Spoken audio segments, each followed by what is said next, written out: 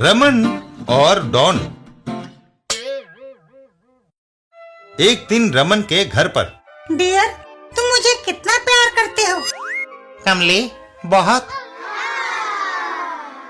क्यों नहीं हम रेस्तरां से खाना मंगवा लेते। रमन फोन उठाकर नंबर डायल करता है। एक जगह घंटी जाती है। हाँ? एक प्लेट शाही पनीर, एक मिक्स्ड वेजिटेबल्स, एक दाल मखनी, 4 तंदूरी पराठे पापड़ के साथ भिजवा दो जल्दी। जानते हो तुम किससे बात कर रहे हो? तुम्हें गलत नंबर मिला है। मैं माफिया डॉन हूँ, तुम्हारी पूरी फैमिली को उठा लूंगा। है? क्या तुम जानते हो तुम किससे बात कर रहे हो? नहीं। यह सुनते ही रमन फोन रख देता है। गुड।